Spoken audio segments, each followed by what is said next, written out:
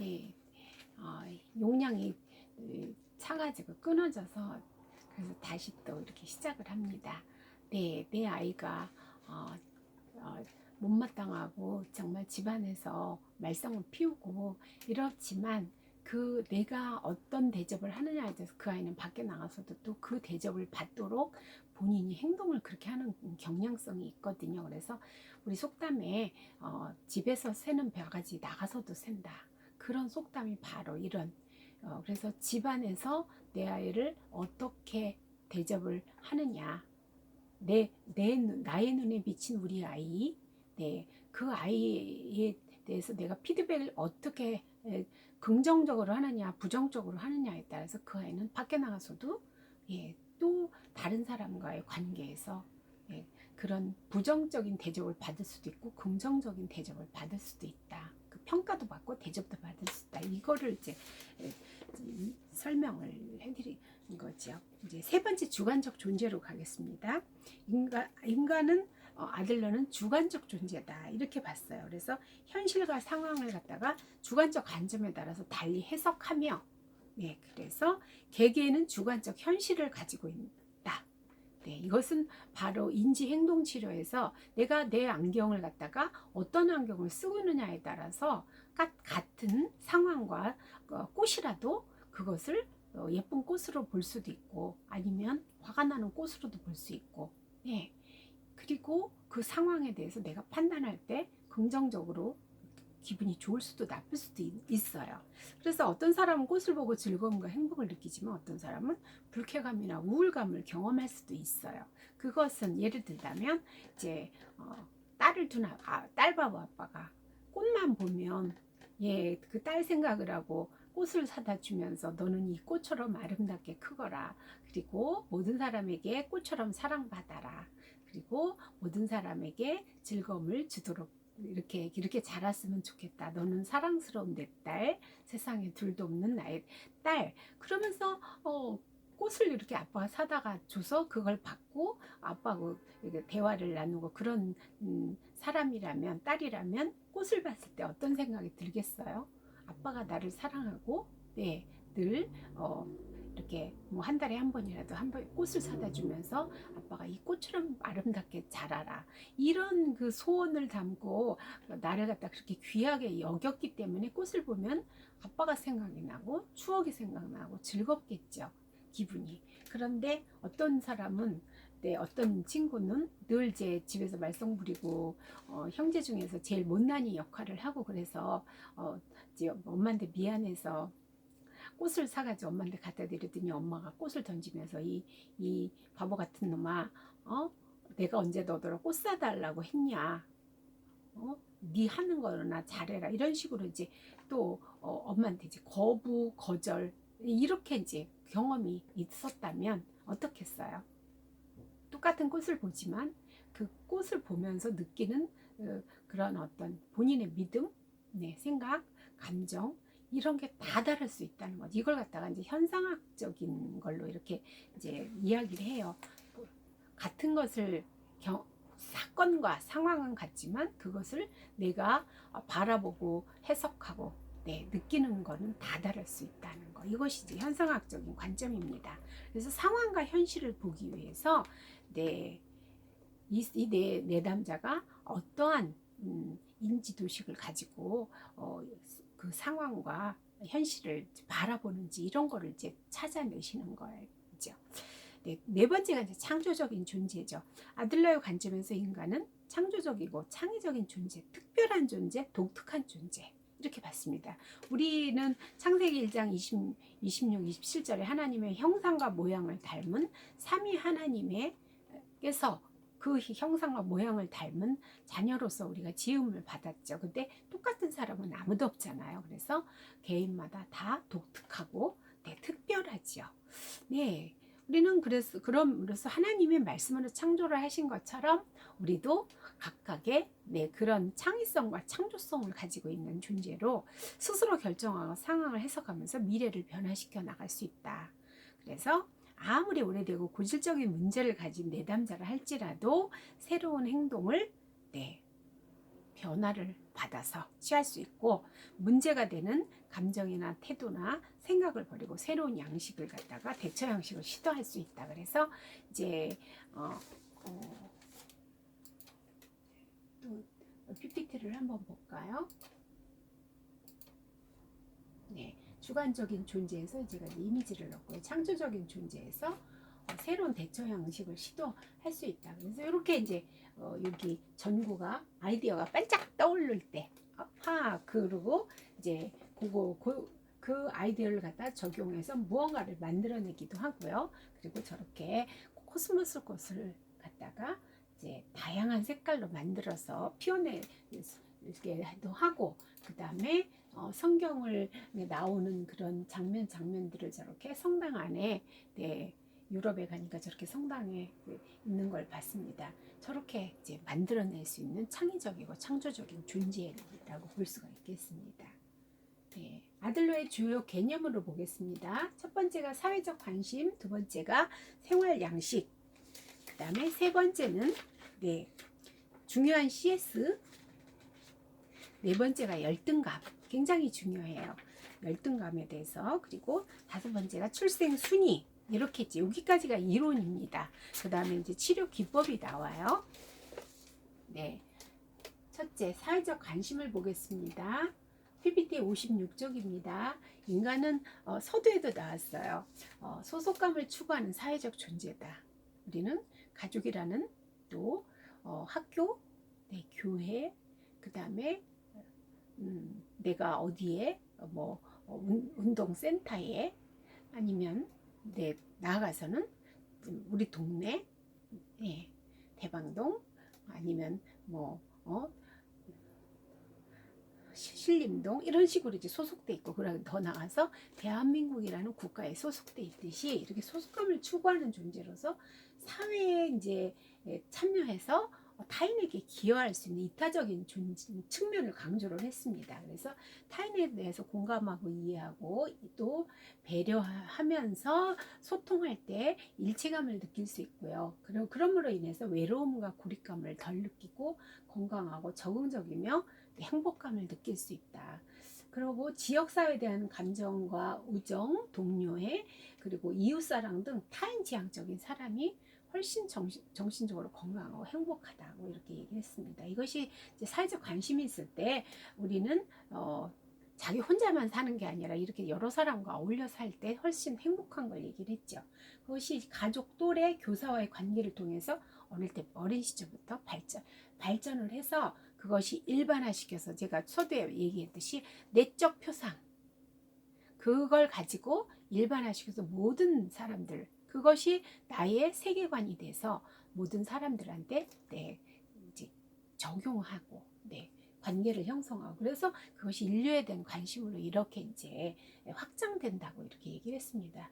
자기 욕구 지향적이고, 그리고 사회적 관심이 결여된 사람은 결국은 인생의 실패자다, 이렇게 얘기를 했습니다.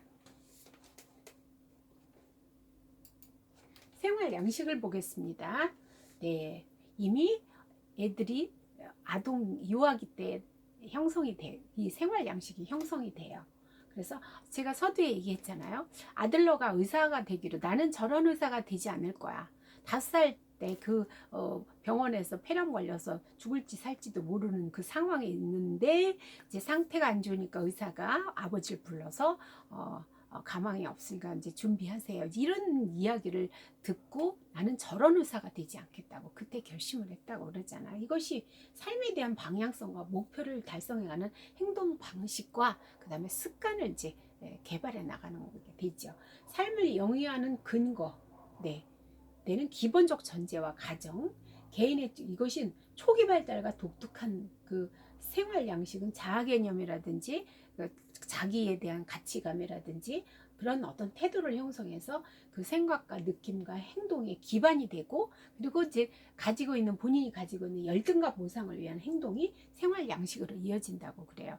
아들러는 형하고 비교해서 형은 운동도 잘했다고 그래요. 그러다 보니까 나는 구루뻥이 걸리고 뼈가 약해서 이러다 보니 이제 얼마나 그 비교가 됐겠어요. 특히나 둘째들은 아주 경쟁 그 심이 강하잖아요. 근데 형이 경쟁을 대상으로 삼을 만큼 자기가 건강하지 못했기 때문에 신체에 이제 열등감이 있었던 거죠. 네. 그래서 내담자의 내담자를 만나서 이 사람의 현재 문제가 왜 현재 문제로 이렇게 됐는지를 알아보는데 인생의 초기 기억을 꼭 이제 우리가 이제 살펴보는 이유가 거기에 있습니다. 그래서 그 초기 기억이 어떻게 기억되고 있고 혹시 오류된 기억은 아닌지, 그래서 잘못된 자기가 발달한 게 아닌가, 이런 거를 갖다가 이제 찾아가는 겁니다.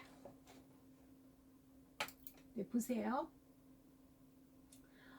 PPT 58쪽에 보면 지배형과 기생형과 회피형과 사회적 유형으로 이렇게 이제 아동의 생활 양식을 결정하는데, 앞으로 인생을 어떻게 살 것인지 생활 양식을 지배형, 기생형, 회피형, 사회적 유형으로 이렇게 이제 보는데, 독재형 부모죠. 기생형은 과보적인 부모고요.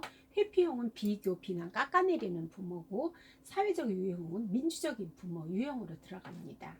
그래서 이제 PPT를 보면 이렇게 이제 지배형, 독재형은 다람쥐가 나는 무엇이 부족해 웅크리고 있어요. 동물로 이제 제가 이미지를 비교했습니다. 기생형은 남의 붙어 있죠. 세 번째 회피형이에요. 네 번째, 네, 사회적 유형이죠. 활발하게 움직이는 이미지를 이제 제가 이미지를 넣습니다.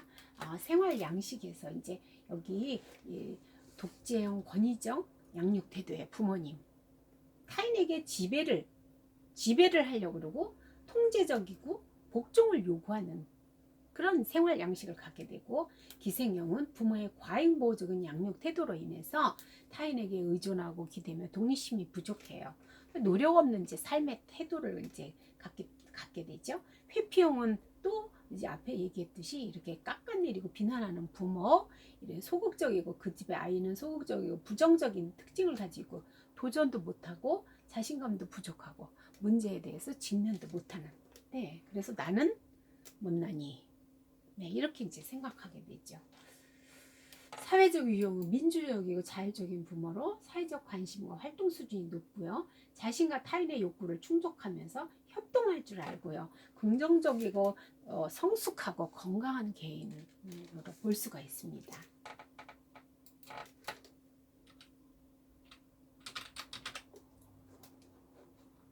네, 그래서 이렇게 제가 부모의 양육 태도 유형을 이렇게 이미지를 넣습니다. 애정과 통제를 해서 이제 이렇게 민주적인 부모, 허용적인 부모, 방임적 부모, 독재적 부모, 이렇게 이제 이렇게 볼 수가 있는데요. 그 다음에 이제 이미지를 넣습니다. 민주적 부모입니다. 아이들의 의견을 물어보고 이제 그 각각의 아이들의 이제 의견을 물어보고 수용하고 서로 이제 대화를 나누는 그런 부모님이죠. 두 번째, 비난하는 부모의 이미지를 아버지의 손가락이 지금 보이고 아이는 울고 있어요. 혼나고. 네, 늘 이런 분위기 속에서 어릴 때부터 자라왔다면 어떻겠어요? 아이는 모든 사람들, 어른들은 나를 비난할 거야. 네. 여기 세 번째 이미지 볼까요? 네. 왕관을 쓰고요. 목도리를 하고 아빠는 선물을 사오고 엄마는 무얼 먹을래 이러면서 완전히 이제 집안의 왕자 노릇을 하고 있죠. 이 집에 이 권력은 누가 다 가지고 있겠어요? 아이한테 있겠죠. 부모님이 시종과 신유가 되는 거죠. 네, 방임형 부모죠. 네, 큰 소리로 얘기를 지금 하는데 못 듣지도 않고 아빠가 이제 TV 모니터 보고 있죠. 네, 이런 아이들은 어떻게 했어요? 요런 이제 방임형의 부모의 아이들은요, 나중에 크면 어떻게 되는가? 이제 오토바이 폭주죠. 네, 소속감이 없어요. 며칠을 나갔다 들어와도 너 어디서 잤니도 물어보지도 않아요. 너무 이제 소속감이 없이 그러다 보니까 아이는 폭주족하고 한이나 반사회적인 그런 이제 일지나 이런 데라도 거기 들어가 소속감을 느끼면서 이제 애가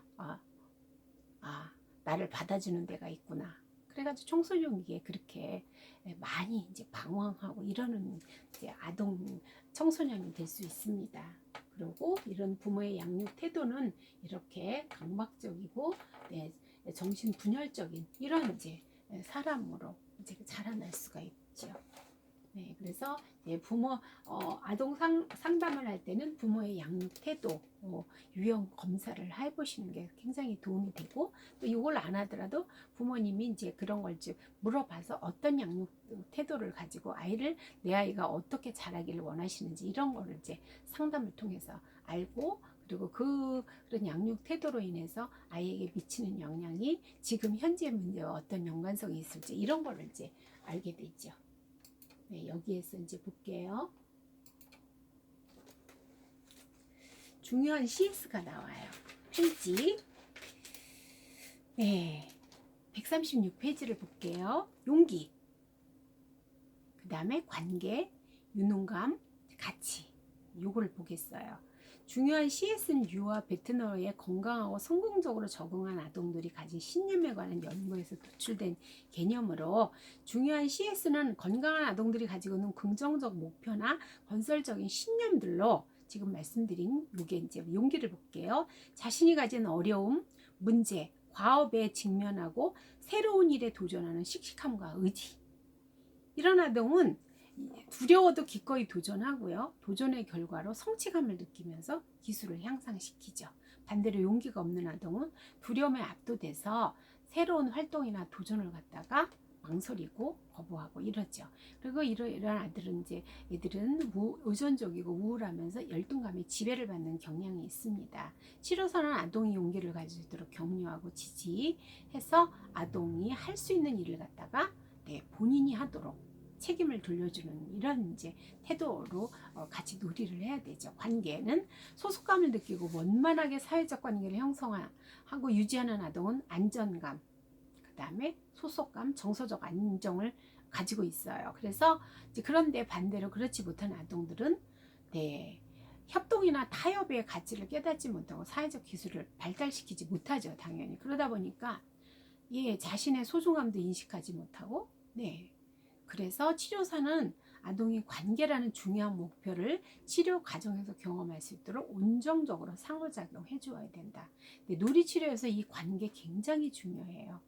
놀이치료실 안에서 아이와 상담 선생님과의 관계에서 이 관계가 정말 새로운 관계를 경험하고 아이에게, 그래서 이걸 통해서 아이에게 사회성을 이제 길러주는 그거를 이제 경험하게 하는 거죠. 유능감을 보겠습니다.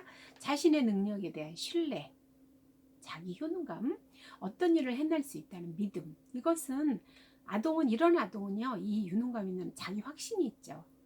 그래서 자신의 능력과 역량을 신뢰하기 때문에 새로운 일에 도전하고 결과에 책임을 지죠. 그래서 그렇지 못한 아동은 자신감 없고 도전거리고 새로운 상황 피하고 저항하고, 이래서 놀이치료에서는 아동이 자신의 유능성을 인식하고 새로 도전할 수 있도록 놀이실에서 계속 와, 내가 해냈구나. 와, 정말 이 일을 하느라고 애를 많이 썼구나. 그럼 우리 이번에는 이 장난감을 가지고 이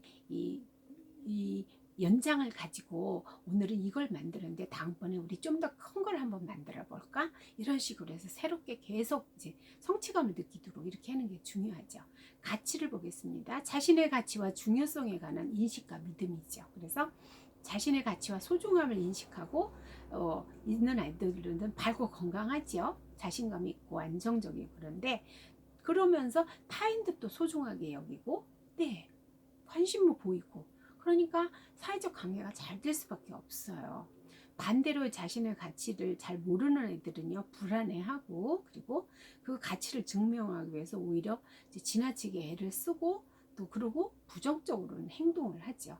그래서 심하게 매달리거나 타인의 말투와 행동을 갖다가 모방하는 경향도 있습니다.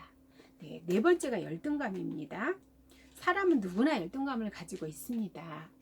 우리는 정말 모든 것이 완벽하게 준비되고 이렇게 그렇게 태어난 사람은 없는 것 같아요. 그 열등감 우리를 힘들고 고통스럽게 하죠. 그러나 아들러는 이 열등감을 부정적인 것으로 보지를 않았습니다. 서두에 얘기했듯이 예술가 뭐 이런 사람들을 내담자를 만나면서 그들이 자기의 열등감을 극복하기 위해서 얼마나 노력을 했고 지금 네, 이 모습으로 변해 있는지를 만나면서 이제 아는 거잖아요. 그래서 아들러는 인간이 열등감을 갖다가 지배할 수 있다고 봤습니다. 그래서 완전성, 우월성, 더 나은 상태를 추구하는 경량성을 가지고 태어났다.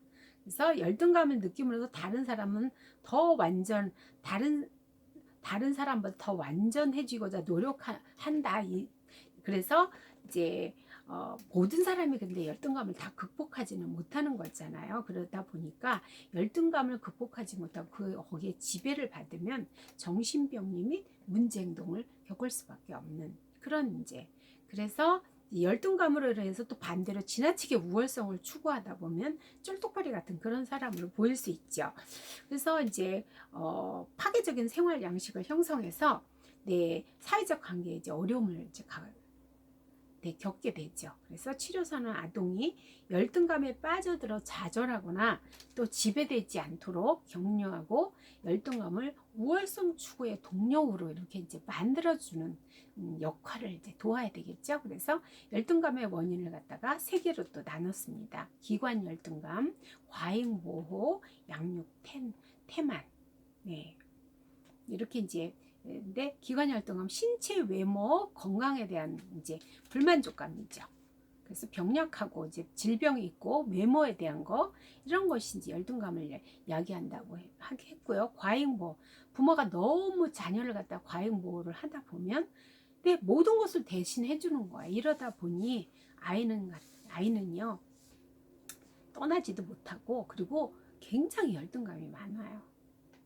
예, 그래서 예, 그야말로 헬리콥터 이제 마마로 이렇게 활동할 때 굉장히 열등. 왜냐하면 자신이 뭔가를 해보고 그거를 갖다 성취한 그 기쁨을 누려야 되는데 부모가 위험해서 안 돼. 과보를 하다 보니까 위험해서 안 돼. 이래서 안 돼. 저래서 안 돼. 너는 약하니까 이 일을 하면 안 돼. 이래서 아이가 성취감을 느낄 수 있는 기회를 다 뺏어버리는 거죠. 제가 이제 학교에서 공부를 할 때 이제 센터에서 이제 인턴 이런 과정을 하면서 이제 하는데 그런 분을 만났어요. 정말 그 열등감이 정말 많다고. 엄마가 이제 이분이 굉장히 신체가 왜소하고 이러다 보니까 어릴 때 약하고 이러다 보니까 엄마가 항상 과보를 한 거죠. 이러다 보니까 예, 그 열등의식이 굉장히 많은 거를 제가 봤습니다. 양육 태만. 네. 부모가 자녀를 제대로 돌보지 않고 방임, 학대, 네, 충분히 애정 표현 안 하고 그리고 온정적으로 상호작용 해주지 않고 그래서 기본적인 욕구들도 조차 충족하지 해주지 않는 것 이럴 때 이제 이런 부모 아래서 성장한 아동은 자신의 소중함과 가치를 갖다 인식하지 못해서 자기 비하, 열등감 그런 걸 느낀다는 거죠. 여기 이미지 69에 보세요. 네, 이러면 나는 우리 엄마 아빠한테 중요한 존재가 아니라는 거를 이제 아이들이 생각하는 거죠.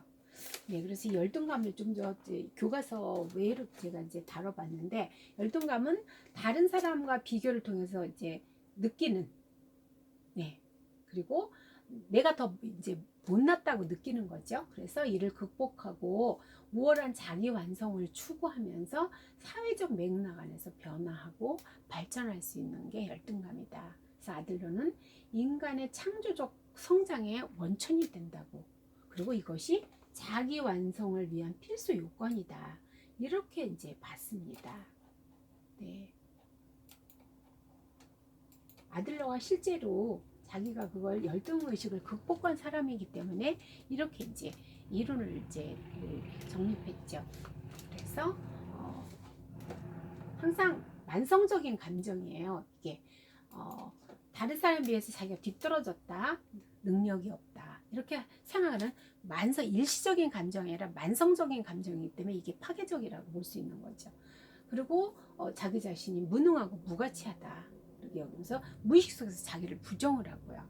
그리고 합리적이고 이성적이지 못하고 불안 심리를 동반을 해서 이제 이상 행동을 보이면서 경쟁에서 실패할 거다는 부정적 생각에 사로잡히기도 합니다. 네, 열등의식의 종류 아까 이제 신체적 열등의식, 정신적 열등의식, 사회적 열등의식으로 이렇게 나눠 보겠습니다. 네, 얘기했죠. 신체적 뭐 미인이 아니다, 키가 크다, 운동을 못한다, 절름발이, 대머리, 언청이, 안면 상처, 기형, 네, 병에 의한 장애라든지, 그 다음에 이제 정신적 열등병, 학교 성적 나쁘다, 네, 무기력하다, 목표의식 없다. 그 다음에 사회적, 학력도 가방끈이 짧아서, 그리고 나는 우리 집안이 너무 가난해서, 네, 그 다음에 나는 저 베트남 출신이라서, 또 말을 잘 못해서 내가, 예, 이런 여러 가지 이유로 인한 이제 사회적 열등 의식을 가지고 있습니다. 증세예요. 자기의 단점이나 이런 것이 드러날 상황이 되면 불안과 공포를 느끼고 그 상황을 갖다가 회피하려고 하죠. 네. 여러분들의 열등 의식은 어떤 거를 가지고 계신가요? 네. 각자 다 이제 다르겠죠?